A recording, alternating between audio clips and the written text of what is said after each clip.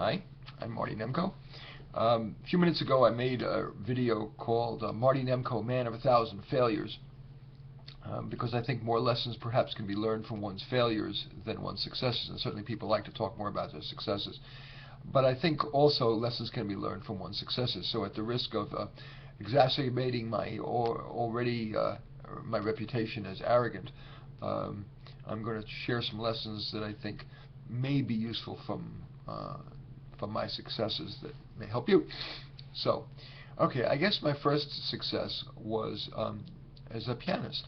I was playing piano professionally from when I was 12, and the truth is I never practiced at all. And in fact, when I got to meet many of my fellow pianists, professional pianists, except for classical's another story, but we were playing for weddings and bar mitzvahs and commercials and stuff like that. And none of us practiced. It was a gift. So if you are fortunate enough to have a gift, whatever it is, certainly, you're wiser to try to build on your natural gifts than try to practice. We know millions of kids who practice the piano and they still suck. Sure, it may still be worth doing for the fun of it, but try to build on your natural strengths. On the other hand, everybody thought I was going to be a professional pianist forever, and I did play over 2,000 professional piano gigs in New York City before I was 22.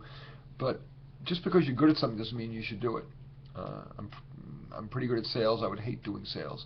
So really, your career choice and your sideline choices and your avocational choices should be the amalgam of basically your natural strengths, but also what you enjoy doing and your values. So, okay, next success that might offer a lesson for you.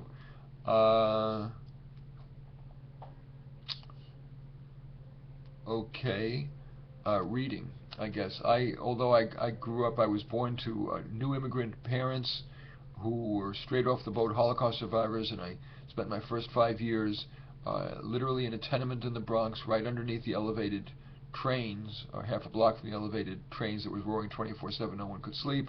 My parents did not read to me. Nobody read to me. There were a few books around the house. I don't think there were any books around. I don't remember. But I remember learning how to read just by watching TV. And when I was 3, I was able to read a newspaper. So it's another example of really building on your strengths. Of course, we need to have basic measures of reading and writing. They're life skills. But please, there is a tendency among many people to try to remediate their weaknesses. I really urge you to take your weaknesses and maybe, yes, build them to a marginally acceptable level, but to really focus on building your strengths, because that's what's going to differentiate you from everybody else, not just career-wise, but in terms of just who you are and what people think of you. All right, another success. Playing baseball. I played 4 years of varsity baseball, 1 year of freshman baseball, 3 years of varsity baseball at Division III Queens College, and I sucked. I was not very good at all. My parents, because I was a pianist, they didn't want me playing Little League baseball, so I never got to play ball until college. So I had no experience. And also, as a kind of a nervous kid, I was at an 87-mile-an-hour screwball, and I was great in practice, but in a game I got very nervous, and I would always be a wild pitcher, so that was no good. But the point is, here was a guy who's I'm not a great athlete. I'm a decent athlete, but not a great athlete. But I really wanted to play ball. I wanted to play baseball, and despite not having played in high school, I did play for 4 years in college. And all it was I was, like in everything else I do, I was driven. I worked harder than anybody else. I ran harder in practice than anybody else. I worked on my pitching. Tried to work on my control unsuccessfully. Control, that is pitching on the mound. And so if there is something you really love to death, sometimes work can really make the difference. It's not, with piano, no. I don't think that's true. That's a gift. Playing, being a really gifted basketball player. I mean, I played basketball my whole life, and, I can barely touch the rim when there are other people who, without any practice, can dunk backwards. It's just not me. But especially in many soft skill endeavors, like in management, entrepreneurship, leadership, yes, indeed, drive trumps talent in many cases. So if there is something you really love, or if, like me, I'm just driven at everything. I love being productive. I believe the meaning of life is being productive and how much you contribute. that don't, if unless it's something that really requires massive talent, like being a professional pianist or a basketball player. Yes, your drive can take you awful long way. All right, next lesson from a success. Luck, the power of luck. I was just a B-plus student at college, in part because I was busy doing 10,000 things, playing baseball for 4 years, driving a taxi cab, playing music. I played 4 or 5 weddings a weekend, or bar mitzvahs a weekend, so who had time for studying? And I was also addicted to the track. At that point, I was a gambling addict.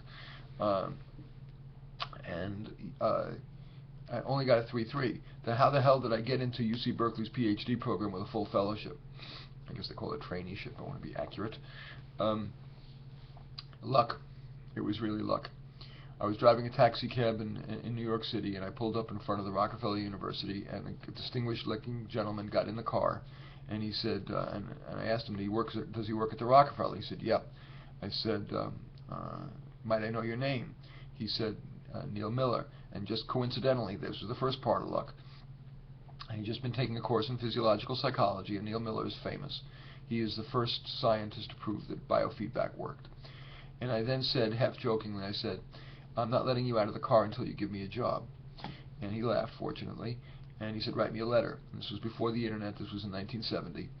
And I went home. It was after midnight, finished my cab shift, wrote him a letter, put it in the mail the next morning, explaining why I'd really love to work for him, and he did hire me. And the point is this. I spent my last year of college, essentially, I spent a significant chunk of my last year at college at the Rockefeller University as a research assistant on that biofeedback project. And the college gave me credit for the time I spent there. They gave me a whole year's credit, and they gave me an A for that whole year.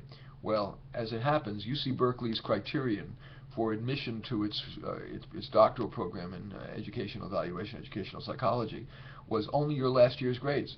So even though I was just a 3.3 student in reality, because they only counted my last grades, which were just my field work at Rockefeller University essentially, I had a 4.0, and that's how they both admitted me and gave me a full ride when I had been rejected from less prestigious institutions like the University of Colorado. So luck matters, and the older I get, the more I realize luck matters, and that perhaps is a bridle on one's hubris, although it hasn't worked well enough for me. Okay, next success. Next real success, writing the book. I started to, when I was in graduate school, a professor told me I was a bad writer. I'll just leave it at that. And then after I graduated, I decided I was going to write. I wanted to write something. I just got introduced to this was 1984. I just got introduced to my first computer, a little Apple IIe. That was sitting in a kindergarten class, and I was visiting at UC Davis, and just been hired, and they were showing me around, and they take me to this kindergarten class, and I see this Apple IIe with a word processing program, the package of quote Bank Street Writer, a children's word processing program, sitting right there on the desk. And after the tour was over, I sat and played around with it. I said, "Wow, it's amazing! I can change paragraphs and send it without having to cut and paste, no whiteout, none of that." And so I decided I want to write a book. And so my way has always been to think big, and that I think is a useful lesson. I said, what is the biggest, coolest thing I could write that I know something about? And it was about, because my PhD was in evaluation of education, and I had also helped my daughter get into a good public school. So I wrote and helped her get quite a good education out of her elementary school, and even though it was in Oakland, not exactly considered the pinnacle of American education. So I wrote a book called How to Get Your Child a Private School Education in a Public School. And the key lessons there, first of all, are think big, but also instead of relying on professors' judgments about me or professors' rules about what makes good writing, I decided that what I wanted to do is I want to write for regular plain people to understand, not just for the few people who read the Journal of Obscurata. So I wrote it in plain English, and the best thing I did was I showed drafts to my next door neighbor who was a plumber, and to my daughter's friend's mom who was a kindergarten teacher. and begged for their honest feedback about what what was clear, what sounded good, what wasn't good, all that. And that was a real eye-opener, and I kept writing and rewriting until it was crystal clear. The other thing within that is that I realized how critical it was that I put my ego aside. It should not be about big words. It should not be about long, convoluted sentences that covered every last base. The predominance of the preponderance of the data suggests that one might ascertain the truth if we conducted the following set of experiments. That kind of language, while it may be airtight logically, is so impenetrable and boring that people aren't going to read it. So realizing that to really make a difference, you have to communicate to real people. That was a really important lesson. Put the ego aside, write really simply. I do that when I speak too. I try to speak as clearly as I can. I'm not trying to impress. I'm really trying to just be honest and be candid. I paid a big price for my honesty, but I nonetheless continue, perhaps without being able to control it, believe that radical honesty is the way to go, lest somebody think me sanctimonious or arrogant or hate me for my views about merit as opposed to reverse discrimination. I have to pay the price, and I have, as I said in the previous lecture. Other successes that are significant. Radio. How did I get to host a radio show? And I'm now in my 24th year on NPR in San Francisco, and one of the two NPR stations in San Francisco. I had never taken a broadcasting course, and my daughter simply had a friend over at her house. They were bored, I was bored. I said, hey, what if I pretend I'm a radio talk show host? I had been a guest for the first time on KGO's Ron Owens show, and I'll tell you how that came about, which is another good, there's a lot of lessons in that, or is a good lesson in that as well. But basically, I kind of got bitten by the idea of being on the radio, bitten by the bug. And so we simply sat at my dining room table, and we had a $100 cassette player and a little $5 microphone that attached to it. And I simply said, Amy, that's my daughter, what do you want to talk about? And she said, birth order. I said, great. And so I simply played moderator, asking them about how they felt about being the only child and the other one about being the second child. And I simply, believe it or not, it was a dubbing tape deck. I made 2 copies. I sent one to the 2 NPR stations in San Francisco, one to KGO, the big ABC station. And within 2 days, some of it's luck, I got a call from KELW, that smaller of the 2 NPR stations, offering me a job, right away. Frankly, it was unpaid. It still is unpaid, but I got on the radio, and it was like the most fun thing and most rewarding thing I've ever done. So, there's an example of Woody Allen's advice to that 80% of success is showing up. So yeah, if I really sucked badly, I'm sure I wouldn't have gotten selected. But if you've got reasonable ability, putting yourself out there is absolutely critical. I mentioned the Ron Owens show. I had written a book, that book that I mentioned, How to Get Your Child a Private School Education in a Public School. And didn't know anything about marketing. I've never been a marketing kind of guy. And so but I knew that the #1 talk show that had all these authors on was the KGO's Ron Owens show. So I simply sent them a copy of the book with a little note that said, hi Ron, I've just finished writing this book. I think it might be good for your show. If you think so too, I'd welcome hearing from you. I get a call the next day saying that was the briefest pitch letter he ever got. He really appreciated that. He said, if I'm that concise in writing and respectful of his time, I'll be that way on the air. Bottom line, I've been on now for 26 years. It has been for most of the 26 years, the #1 talk, one of the most listened to talk shows on the entire West Coast. And I've been on at least about 100 times, which has been a true joy and an easy way to make a difference. So let's see if I can just come to a conclusion here. Writing, I kept. I think the rest follow. I think those are the major lessons.